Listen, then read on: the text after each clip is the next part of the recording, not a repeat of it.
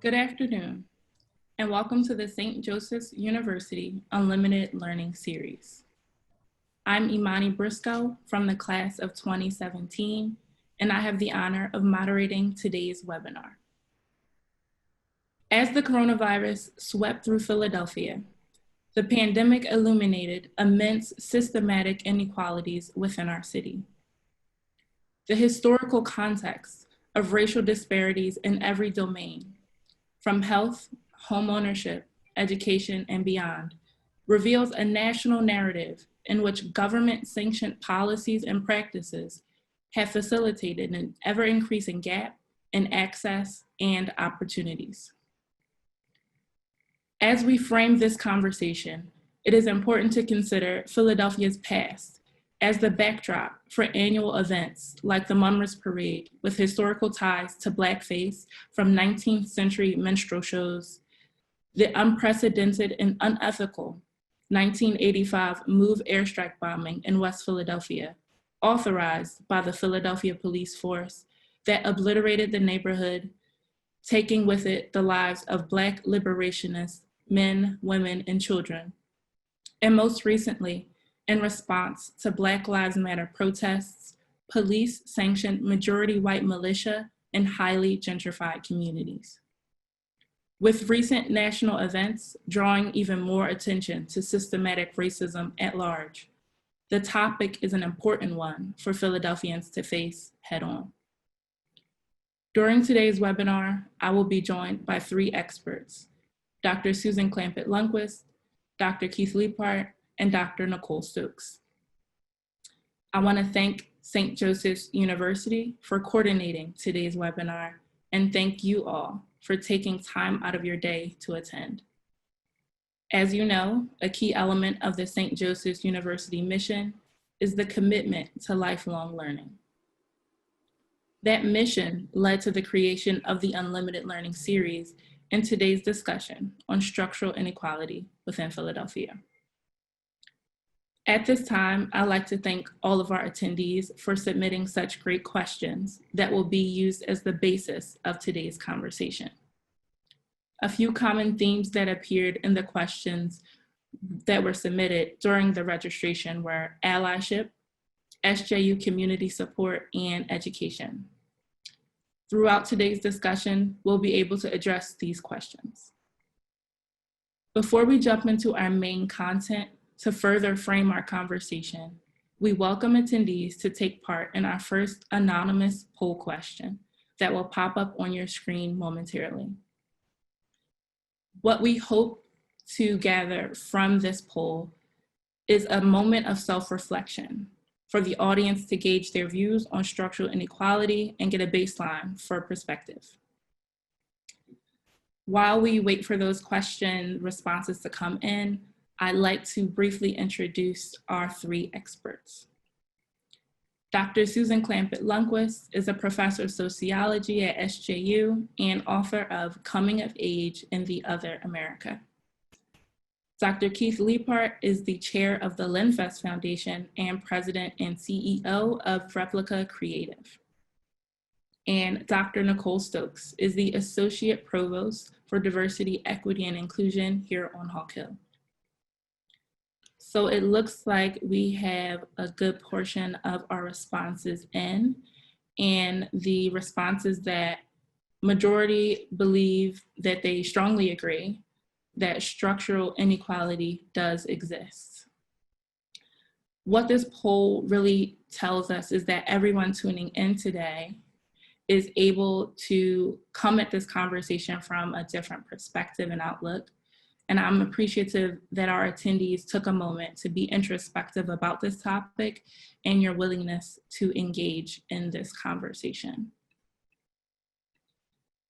To start off our discussion, I want to provide more concrete context as to the meaning of structural inequality, what role organizations play in combating these issues, and the impact that it has had on Philadelphia youth specifically. So I'd like to first pose this question to Nicole. When we discuss the inequalities that are deeply woven into the very fabric of our society, What inequalities are we referring to, and how do they actualize themselves? Thank you, Imani. Before I delve into the question, I want to, again, give a little more context.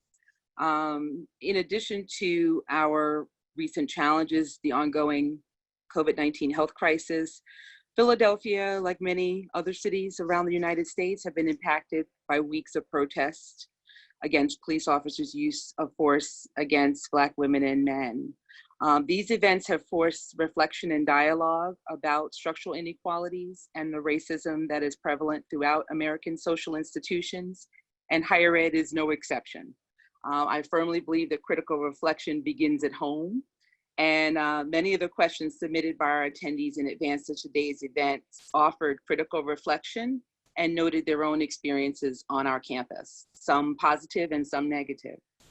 I think there is a parallel between law enforcement and higher education in this regard, that both are critical social institutions, but both are also disproportionately white. The experiences of scholars and students of color are notably different from our majority constituents at the same institution. And they also, these different experiences reflect the inequalities that exist within the academy at large. We have much work to do in our own backyard. I have been in higher education for over 25 years, and I've achieved the highest academic accolade by becoming a full professor of sociology at my previous institution in 2017. At that institution, I joined an elite group of 3 other people of color to hold that rank in institutional history. And we're not talking about distant history. All 4 of us were very much alive and well and walking around the campus and still relatively young. So there was much work to be done in that regard. Prior to this, and sadly to say, I've become very used to being either the first or the only African-American in the room. Throughout my career, I was the only African-American department chair, the only African-American associate dean at the largest academic school, the only African-American associate vice president, and the only person of color reporting directly to the university president, and the only person of color in the room at board of trustees meetings and subsequent committee work. So my lived experience in academia is an example of a structural inequality, right? And as the poll suggested, that definition is a system of privilege that is created by and within social institutions, such as education or law enforcement. Other social institutions can include things like the law, business practices, the economy, our government policies, protocols, and procedures. All of these social institutions are powerful in shaping our beliefs, our attitudes, our norms, and our behaviors. They inform us about what we can achieve in our lives and what are the realms of possibilities within our society and in our own personal story. And inequality, when it's structural, it becomes structural rather, when we have policies and practices and ways of operating that keep some groups from obtaining the resources to better their lives or living their lives on equal footing of the majorities in society. And I shared my personal story, but I want to put it in context of some national data. African-American women are only 2% of all full professors throughout the country. According to data from the National Center for Educational Statistics, 76% of all colleges and university faculty members are white, compared to 55% of undergraduate students. By ethnic group, just 5% of faculty members were Hispanic Latino, as compared to 20% of the students they serve. And 6% of professors were Black or African American, compared to 14% of undergraduate students. Asian Americans were the exception, making up about 11% of the professorate and 7% of students. So it's a closer margin there. I have been on Hawk Hill for 4 months, and I will acknowledge that many similar trends exist here at our institution. But I will also say with certainty that we are doing the work and starting to move that needle in the right direction. So before addressing the topic at hand, I just wanted to share that bit of institutional context. To say that, again, our work in diversity, equity, and inclusion and our overall enrollment and staffing strategy is multi-pronged. And it's beginning with internal work that needs to be done in order for us to create the conditions for attracting and retaining our diverse students, faculty, staff, and alumni in terms of alumni engagement. So today's conversation is really the beginning of many conversations to come. We are not going to solve structural inequality in an hour, but the purpose of this conversation is really to talk about our city and talk about it in the context of the structural inequalities that exist internally and externally. We will continue to explore St. Joseph's University's unique positioning and our personal and institutional role in helping to eradicate some of these inequalities that we're going to talk about today. I'm not naive about this work. I do believe, though, in the possibility of the social change that could come out of this moment in time, about all of these events that are coming to crescendo as we speak today. And structural inequality, I firmly believe, impacts all of us, even those of us who are doing well, because these inequalities limit everyone's potential and the potential for our society and economic growth to move in a positive trajectory. Thank you for that. Keith, I would like to talk with you. What do you believe foundations' roles, not-for-profit roles are when we think about the Lenfest Foundation, for example? What is their role when they combat these disparities?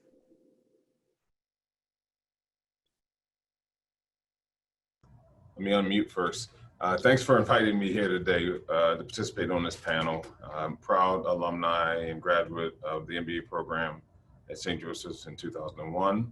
I enjoyed my time while on the campus, and it's really nice to see so many members of the community come on board for a topic like this. This is not an easy conversation to have. It, for years, has been kind of swept under the rug when you have both overt and covert acts of racism, even on institutions like St. Joseph's University, right? There's no organization in this country that is perfect. When you talk about systemic racism, that means it is in every system, whether it's in education, healthcare. I'm a physician.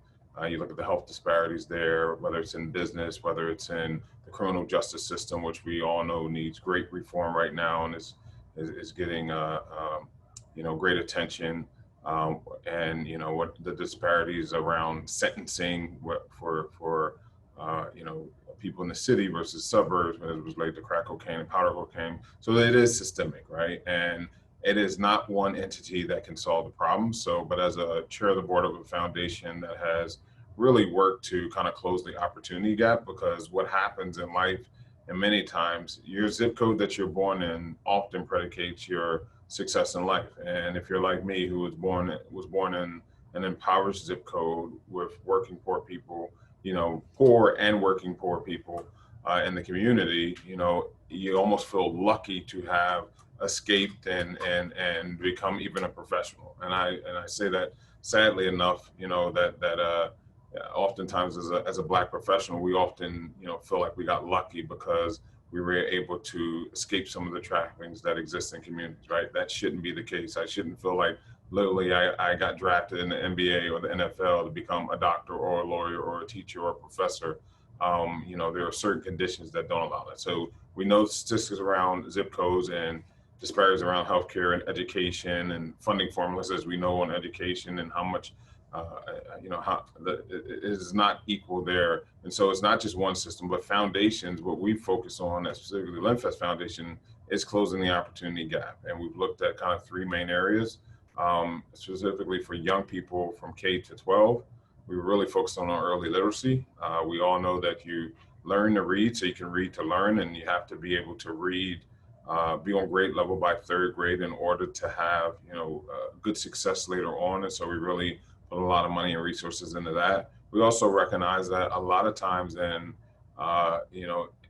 urban communities where there aren't a ton of opportunities, where you don't have that network, where you don't have people you can call to help get you a job or connect you to a resource, that you often have parents who are single parents who are not at home after school, and kids need a positive environment. So we invested deeply in out-of-school time programs that centered around, how can you have a caring adult present when young people get out of school? Because, the reality is they spend more time out of school than they do in school. And oftentimes, even a kid that is eager to learn, and like me, I was a pretty good student, I would say, growing up. I'd say I was a good student growing up. And, my mom, I think the best decision that she made for me was to worked really hard, unfortunately, and I worked really hard to make sure that I didn't go to my neighborhood school. I was not in a private school, but I, went to a school outside of the neighborhood in the city here. And so I've been able to go to school, learn, and come back home to the neighborhood. Well, when you come back home, there's lots of ways you can get into trouble, right? So we've been focusing on out of school time programs to make sure that there's constructive things for kids to do after school, and specifically for middle school years, because statistics show you that if you can keep them engaged on middle school and allow them to successfully transition into high school, that's a key indicator for success later on, that they may, because most kids start to disconnect from their academics in those middle school years. They may not drop out in middle school, but they begin to disconnect from the academic part of it. And so we put an emphasis on that. And then in the high school years, we got to the point and realized that first and foremost, everybody is not going to go to college, right? Everyone doesn't need to go to college to be successful, right? There are many people who, this is a skills-based economy. So whether it's in, learning how to code or advanced manufacturing, there are lots of opportunities out there that do not require a 4-year degree.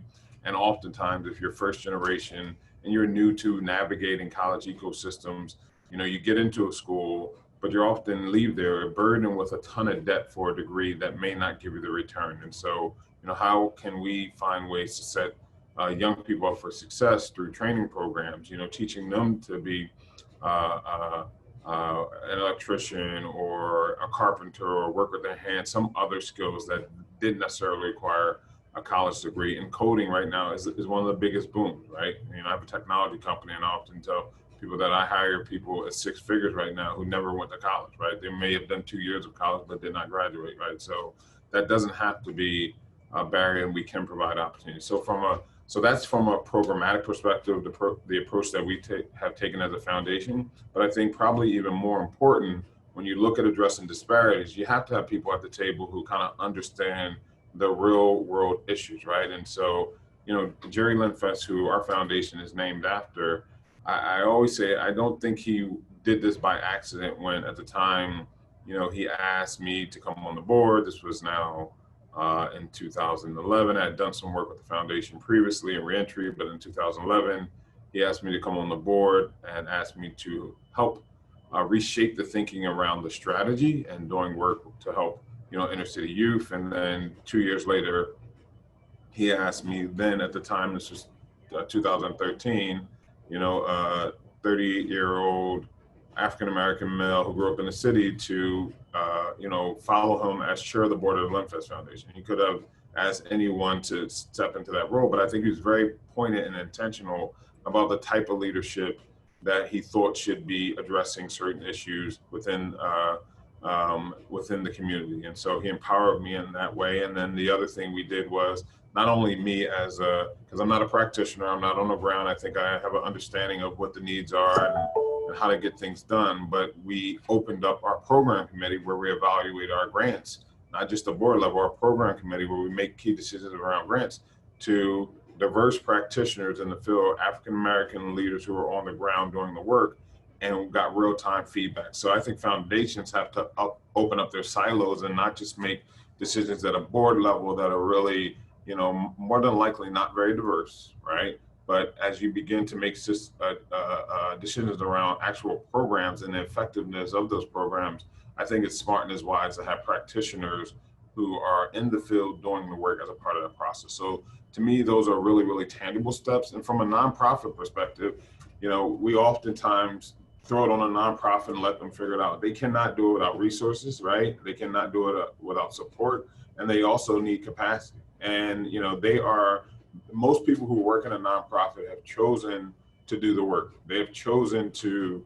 dedicate themselves to doing the work, often with other options out there that may pay better, but they are drawn to choose this work. And so we as people in the community have to find ways to make sure that we're supporting those people who are on the ground, make sure that those organizations are able to thrive and sustain, even specifically in times like COVID, where there was a total shutdown and the ecosystem, both for businesses but also for service providers, right? And funding was cut.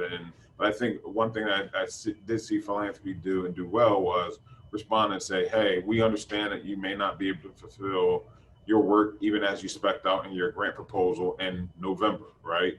We're still going to fund you to make sure that you get through this period. We want you to be creative. We want you to think of new solutions. We need you to, get back to us on how you're pivoting.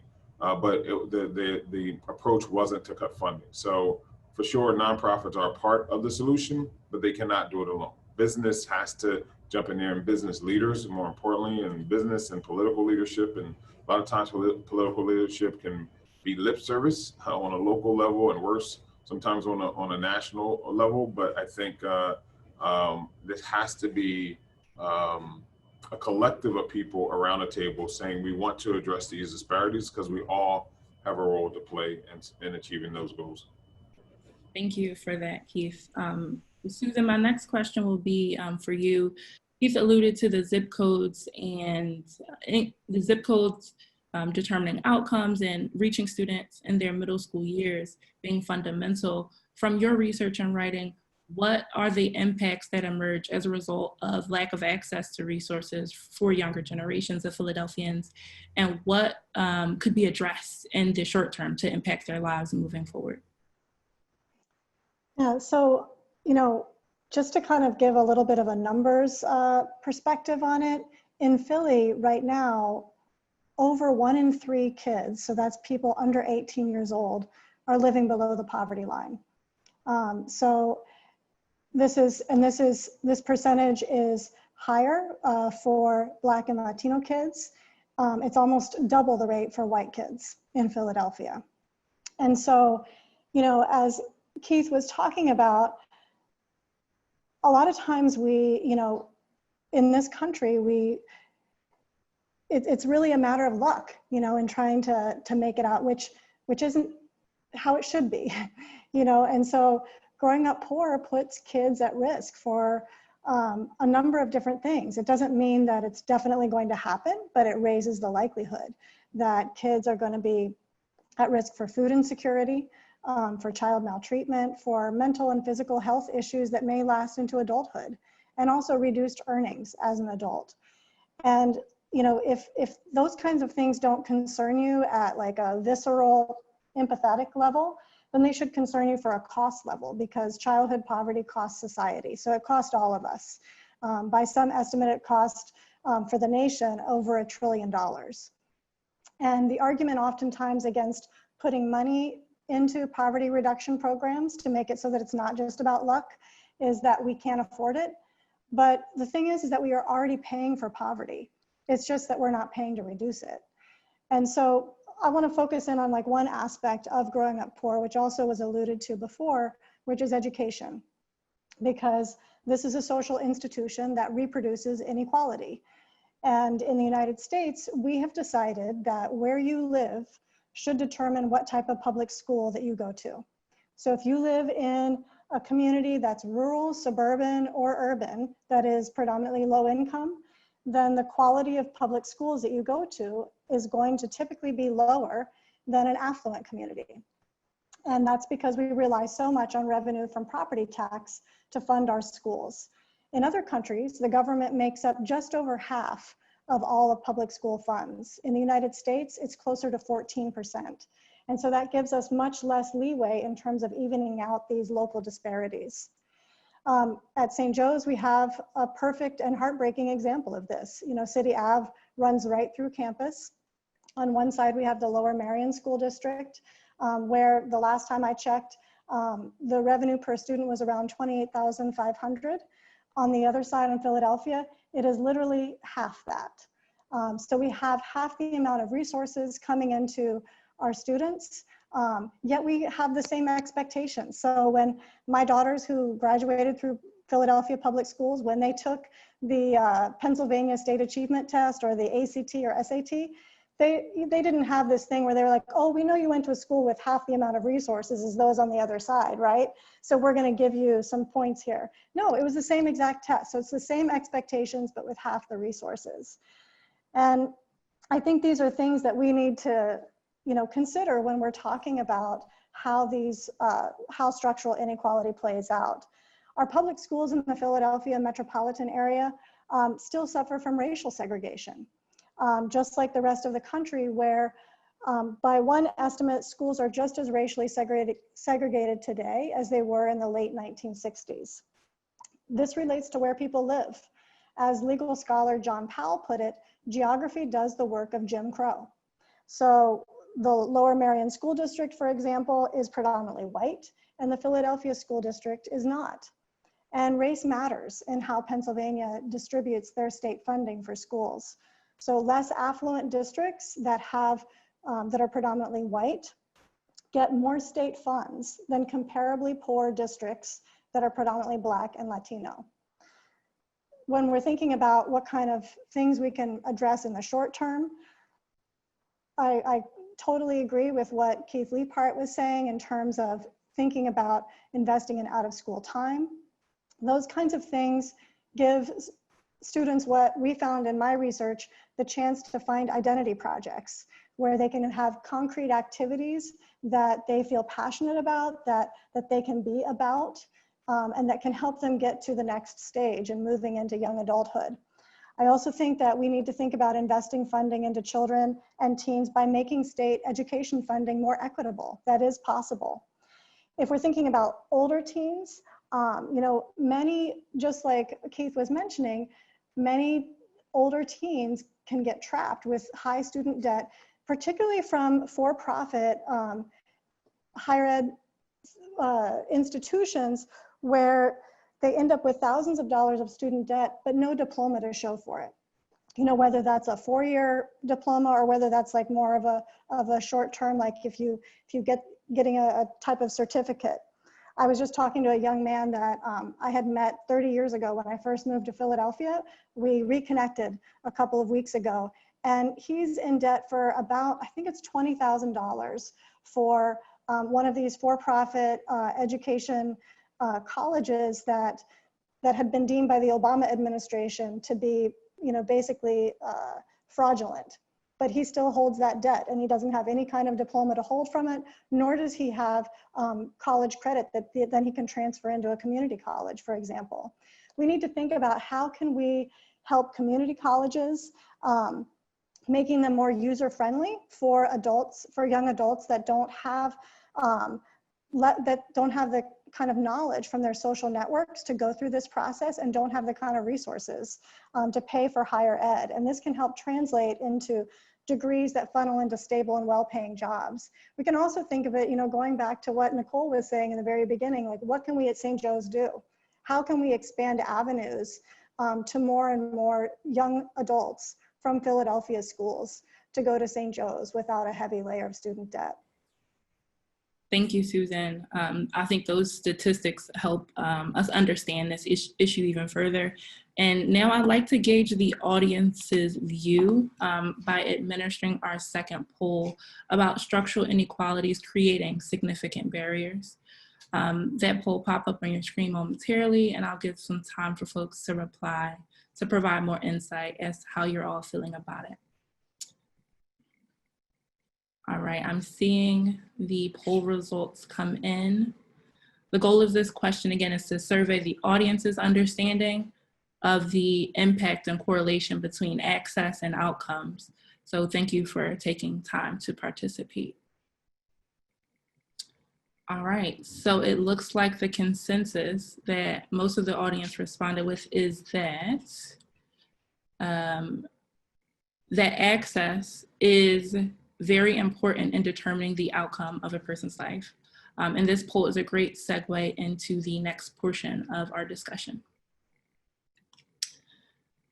During the June 11th Unlimited Learning webinar series on economic impacts of coronavirus, one of the experts, Dr. Nancy Fox, Associate Provost for the Department of Economics, explained that while the country as a whole has a poverty rate of about 10 to 12%, Philadelphia, the country's 6th largest city, has the distinction of being amongst the highest poverty rate for an American large city at about 25%.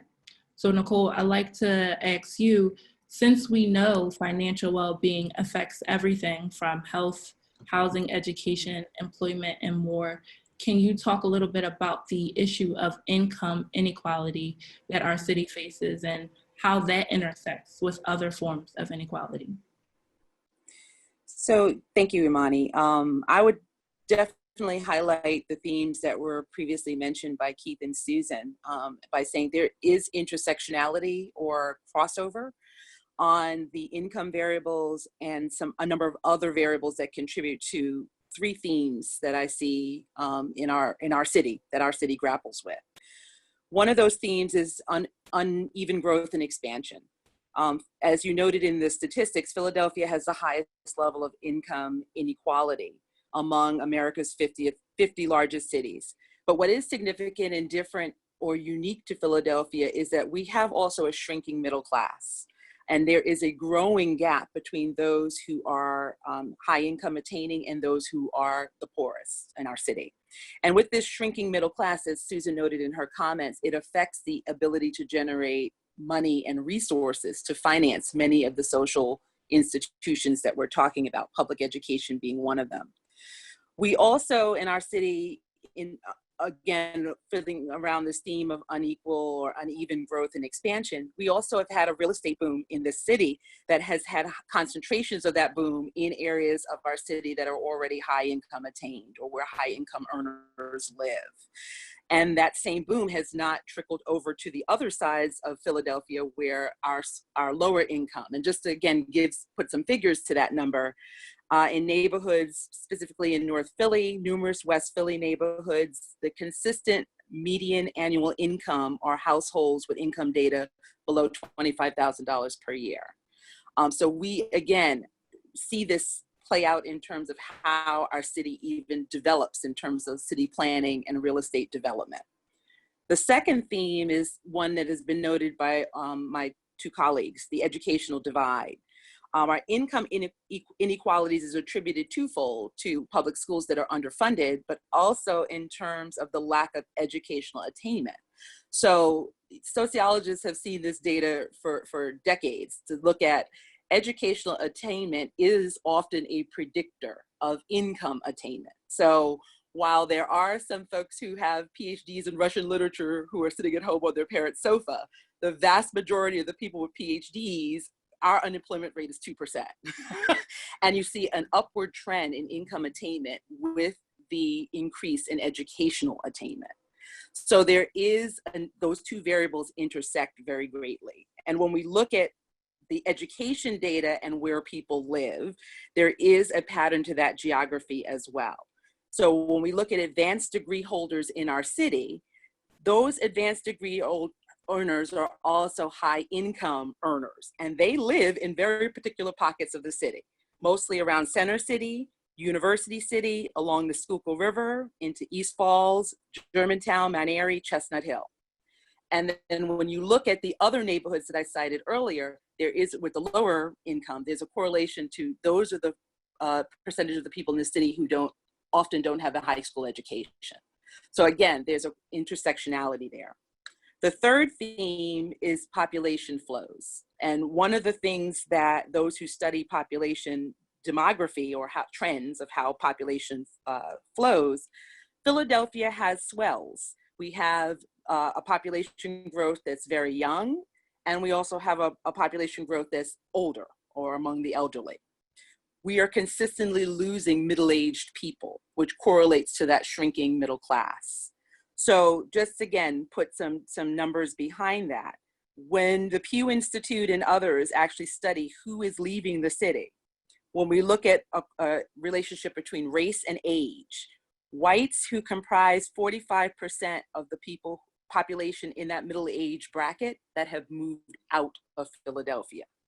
And you compare that with 30% of middle age, high income earning, high degree earning African Americans, 13% for Hispanic Latinos of high income, high educational who are leaving the city, and then 7% for Asians.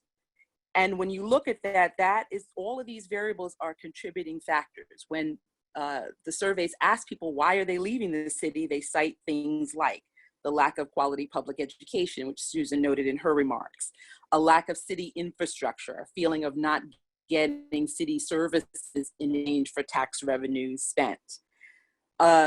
Other data points, or looking at a lack or a perception of a lack of economic vision and planning for the city of Philadelphia long term. And all of these data points, I feel we can interpret as warning signs of a long-term economic impact if we don't address the structural inequalities, because you will continue to have this out-migration of people who are the people needed to fund many of the things that we've been talking about exiting the city. Thank you for that, Nicole. Based on that, Susan, you've researched large cities and the income gaps and inequalities that exist within these spaces. How does Philly compare to other major US cities? So Nicole already mentioned, looking at income inequality. So I'll kind of jump to thinking about how we compare in terms of residential segregation. So there are different measures that we can have of Black-white segregation, and based on the 2010 census, so I know that's a decade old, but it's some of the best numbers we have right now looking at segregation. Philadelphia ranks 18th of US metropolitan areas, so we are better in terms of less segregated than Detroit, Chicago, New York, St. Louis, but we're still pretty high. On a scale that goes up to 100, where 100 is the worst segregated you can be, we're 77. So we also have, in addition to being the poorest big city, it should come as no surprise that we also have the highest deep poverty rate of the top largest cities. And deep poverty is measured by how many people are below half of the poverty line. And so we have 14% of Philadelphia residents are below half of that. So what we're talking about there is a family of 4 that is trying to make ends meet on $13,000 a year. So just sit with that for a minute and imagine, like, what would that be like for you? Trying to make it on $13,000 a year, even just for you, much less for people. And you can imagine, the daily struggle. So that's an area that Philadelphia does not fare well in compared to other cities. And what's, depressing for me is, I've seen all of these different ways that Philadelphia has, built their recreation space out, tried to make a bunch of improvements, and our poverty rate has stayed so stubborn. It actually went down about a percentage point last year, but I'm imagining that we've lost any gain with that because of the coronavirus and the economic impact with that. One factor that sets ourselves apart from other cities is the state that we exist in. And as I was talking about before with education, we have to think about that because, as Nicole was saying, education and income are intimately related here. And so Pennsylvania provides about 34% of the K through 12 funding for school districts compared to the national average of 44%. So we're 7th from the bottom, basically, in being able to, this hampers our ability in trying to provide more equity across districts. I would also say that another thing that sets ourselves apart from other cities is that we have the highest violent crime rate of the top 10 biggest cities, although there's other mid-sized cities like Baltimore, for example, that have a higher violent crime rate than us. And once again, we have to think about, like, what state are we in? And that makes a difference. Pennsylvania ranks very high with mass incarceration. We have the 3rd highest number of people serving life without parole. So over 5,000 people are locked inside of our prisons with no chance ever of being able to get out. And we have, other very long sentences. Mass incarceration has a disproportionate impact on destabilizing Black and Latino communities because it's been racialized. And so that affects Philadelphia and other cities in negative ways. Thank you for that, Susan. Keith, I'd like to turn over to you. As a lifelong resident of Philadelphia who's given so much to the community through your entrepreneurial endeavors and work with the Lenfest Foundation, and now as a founder of Philanthropy, can you speak to the power that Philadelphians have to make change within their own city? So we all have our unique strengths, but before I go into that, I do want to circle back to this whole concept of income inequality, because it's really, really important to, from my view, understand how this is all interrelated, right? And so a few years ago, back in 2007, I considered a run for Congress, and opened up an exploratory committee, realized that it wasn't the right time for me to run. But the thesis paper that came out of like the research that we were doing around the district, and at the time I was looking at the first congressional district, which was the poorest congressional district in the country. At that time was the poorest congressional district in the country as far as poverty rate. We came up with a thesis paper, and kind of playing off my medical background, is that the first congressional district, and this could be applied to many other congressional districts in many other areas of the country, that the people in that community were suffering from AIDS. And what I meant by that was not the human immunodeficiency virus, it was America's income disparity syndrome, right? And in many ways, money is a defense, right? And money in America is like immunity. So, if you have money in America and you get sick, you find the best doctor. And if you don't have money, you may not even go to see a doctor. You're afraid to go to the ER because you want to deal with a copay or an urgent care center. If you have money in America, you try to find the best school for your kids and you're willing to pay for schools. If you don't have money in America, you go to schools that are typically impoverished and under-resourced, as Susan was saying and as Nicole was saying. If you have money in America and you get in trouble and you get in the court system, you go get the best lawyer you can. And we know what happens when you go get the best lawyers who have a relationship with the judges and all the above. You get probably no sentence or a fraction of the sentence versus being in the city and getting a public defender. So clearly throughout our systems, income and income inequality are a big, big factor, right? And you look at Philadelphia as a whole and you say this theme of, and this is what I've been working against for quite some time as a lifelong resident, as you mentioned, Imani, someone who's truly passionate about the city of Philadelphia, loves the city of Philadelphia. But reality is there's a lot of work to be done here around inequality and disparities. You look at this and saying we're the poorest big city, but the state of Pennsylvania, as it relates to our neighbors, also has the lowest minimum wage of any other state. So you talk about income, right? And you talk about minimum wage, and we have a lot of essential workers or service workers who are getting paid minimum wage or just above that.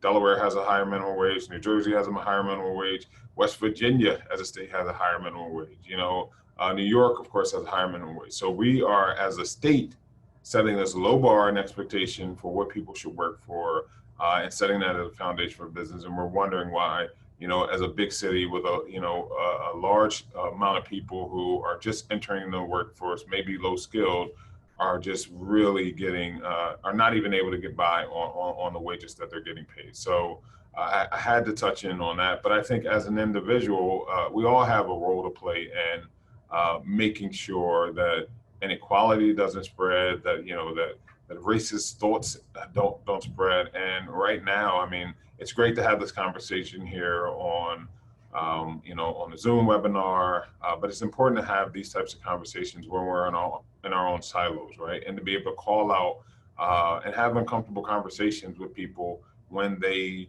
try to perpetuate stereotypes of others, right? And so, I am not in that room when that may not be in the room when that's happening, but you may be in the room. And so just calling these things out and raising and saying, hey, that is not the way society should be. We all know that, right? As an African-American who loves America, the American dream is fleeting for so many people. And that's where you see the unrest in the street and people, and this is not just, Black people, it is young white Americans and Latino Americans, Latina, every nationality who's out there saying that, we want to see something different. That's the thing that I'm probably the most optimistic about, right? So us as individuals using our voice, it's Imani's generation that's going to make the difference. Unfortunately, people my generation and above will go back to normal, but Imani's generation is the one that has been driving change and has been leading this movement. They recognize that, we all are equal. We all should be equal, that there has been injustice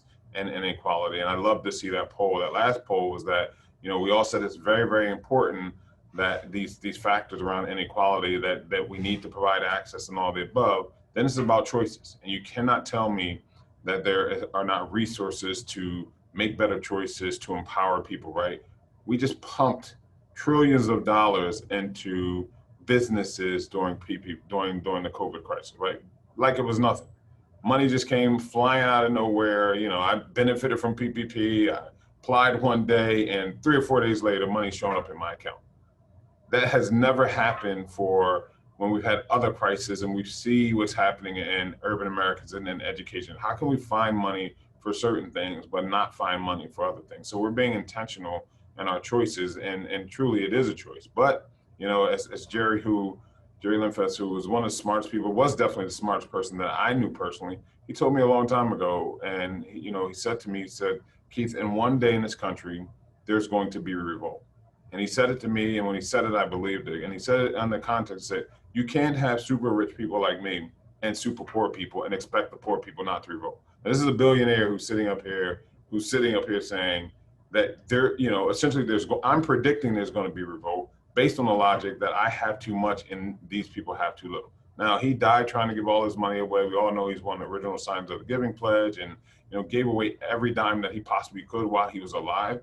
But you know, that the reality is that we're creating a society and literally creating a permanent underclass of people. But the sad part is the people who may think that this is, you know, purely that it's okay for, you know, African Americans to be part of the underclass or not be a part of the mainstream, don't realize what's happening with technology, which is slated to try to take everyone's job, right? To try to take, you know, if you're not building the machine or creating the machine or fixing the machines are going to be doing the work, right? There's this concept that we just saw of that first 1,200 that came out during the stimulus was really the first step towards universal basic income. And if you know anybody in Silicon Valley, if you know anybody in technology, the technologists who are running these big companies already are predicting that we're going to wipe out the workforce, whether it's a doctor or a lawyer or most of these jobs, they will have a robot or a machine or technology that can do a lot of our job.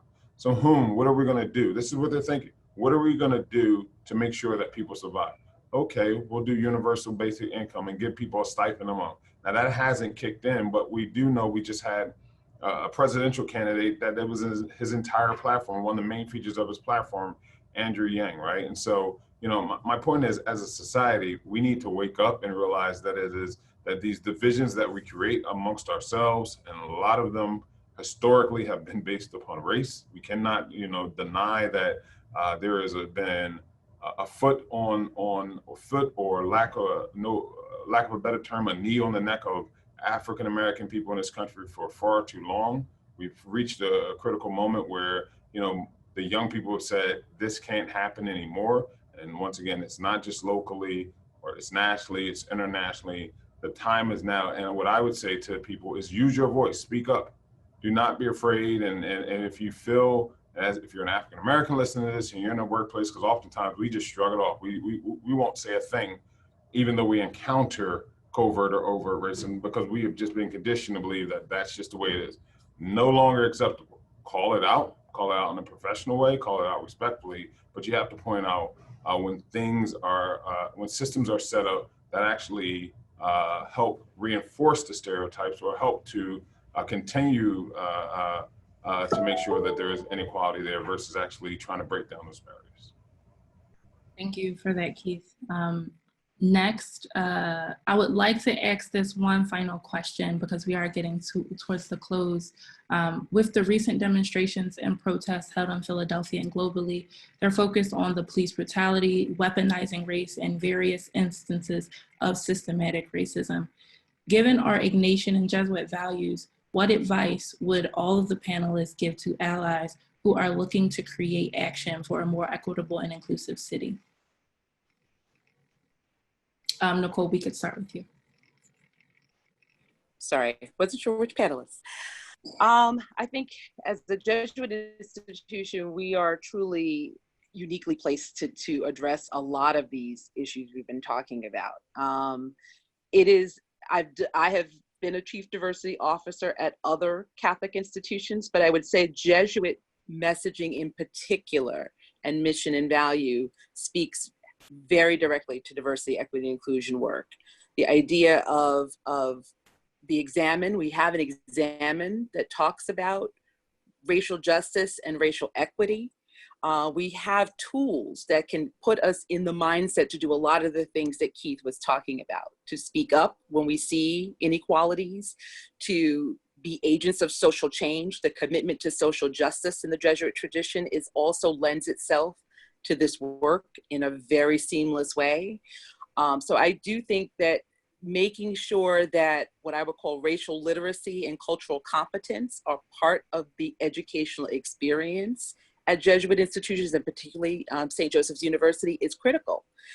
This ability to be able to be comfortable navigating a diverse world. And a lot of the skills that Keith talked about as action items that any of us can do in our respective settings. I mean, I am a person of color and I have been one my whole life, so I have no problems with talking through and having these conversations, but I'm speaking mostly to our majority members on the panel, and also in terms of our attendees, to say, this is the opportunity to create the world and social change that we all, based on the poll amounts, agree should happen in theory. And taking that theory and putting it into action and moving us toward social change and social equity is part of that Jesuit calling. So I do think we are uniquely placed to do this work in very concrete and actionable ways. Thank you. Susan, would you be able to go next? Sure. There's this quote that I keep going back to because I think it's a really powerful one in thinking about what Jesuit universities are called to do. And it's from Father Kolvenbach, and he said that, you know, we need to think about, like, when we're thinking about Jesuit higher ed, that, you know, knowledge is valuable for its own sake, and at the same time is knowledge that must ask itself for whom and for what. Like, we're not just here just to, you know, talk about something just for the sake of talking about it. We need to think about, like, how do we instrumentalize, how do we weaponize our knowledge, you know, to bring about more social justice in the same way that Nicole was just talking about it. And, you know, in thinking about, part of your question was also about what is advice about how do we try to build a more equitable city? And I would say, you know, don't see the city, I'm talking mainly here about Philadelphia, but this could apply to really any city, as just the top stories from the news. We are so much more than that. But if people continue to think of Philadelphia with one negative narrative, then they will not want to live in it and they will not want to invest in it. So I've seen this over and over again with students who come in and they haven't spent that much time in Philadelphia, and so they have these negative images of it. And when I force them through class projects to go out and explore neighborhoods and things like that, they come back really excited and enthusiastic because that narrative of theirs, that tiny single story about Philadelphia, has been exploded. And it's also important to not see the city as separate from the suburbs. So, you know, the suburbs wouldn't exist if it weren't for Philadelphia. And so I often think about that. And again, kind of going back to St. Joe's, and I'm probably going to like irritate a lot of people here, but you know, I don't think that, you know, St. Joe's has this thing where some employees pay the city wage tax if they're on one side, if they're suburban residents, and not on the other side. I mean, the city wage tax, you know, for people who live in the suburbs but work in the city, that helps to build up Philadelphia in all of the ways that we're talking about. We can't build it up out of air. You know, we need resources. And if you don't want to live in the city, I think it's really important to consider ways that you can work towards metropolitan-wide equity. So there's people in Philadelphia's suburbs, for example, who are fighting for equity in state funding for schools. And what this might mean if they win the battle is it might mean less state funds for their district, but they're willing to do that because this is a fight about equity. And, you know, if you are interested in getting involved more in that, there's a group named Power that started in Philadelphia. It's rooted in faith-based organizations or faith-based congregations, about 40 in Philadelphia, and they've expanded to the suburbs. They have a group called Power Metro that works on school funding issues, and they also work on ending mass incarceration and other types of criminal justice reform. So there's many avenues of how you can get involved to work towards an equitable and inclusive city. Thank you for that, Susan. Keith, would you like to add anything? Yeah, you know, people have asked, how can I be an ally in and around, you know, ending racism? And I think I saw a sign the other day that kind of summed it up as best as possible. It said, treat racism like COVID-19. Assume you have it, listen to the experts about it, don't spread it, be willing to change your life to end it, right? I think that kind of sums it up, right? If we treat racism like COVID-19, I think we could bring it to them. Once again, assume you have it, listen to experts about it, don't spread it, be willing to change your life to end it, right? And I think that is the approach that we all need to have towards ending systemic racism. So I appreciate the opportunity to participate today. As you guys know, I have a hard stop at 1, so. Thank you, Keith. I appreciate that. Thank you. Thank you. To conclude today's webinar, we'd like to wrap up with one more poll that will pop up on your screen momentarily. And as you respond, I'm just going to ask if our panelists have any final thoughts. Keith, we can start with you since we know you have to head out. That was probably my final thoughts right there. Okay. Awesome. Thank you. All right, Nicole, any final remarks? He said it best. Well said. I think that's a great place to leave it. And Susan, anything else you would like to leave the audience? I guess I would just like to say, you know, that I am heartened by seeing all of the uprisings, not around just our country, but even around the world. And also to see the connections that are made, you know, that there's connections that are being made in thinking about systemic racism and how it plays out in so many different institutions. And I'm looking forward to seeing like what kind of change can happen as a result. For sure. Okay. All right. Before we go, let's see the poll result. And it looks like, wow, we have a couple of top options. A lot of folks are talking about educating themselves further on structural inequality and systematic racism, diversifying their bookshelves, and speaking up amongst family and friends and colleagues to challenge inaccurate assumptions. So that is very awesome. All right, as we close today's session, I'd like to remind you all that a recording of this webinar will be made available at sju.edu/unlimitedlearning. I'd like to thank our experts, Dr. Susan Clampet-Lundquist, Dr. Keith Leaphart, and Dr. Nicole Stokes again for lending your time and expertise to today's conversation. Thank you to St. Joe's University for hosting this event, and thank you all for your time and attention. Stay tuned for an announcement for our next installment of the Unlimited Learning series, and more information will be shared soon, again at sju.edu/unlimitedlearning. Thank you.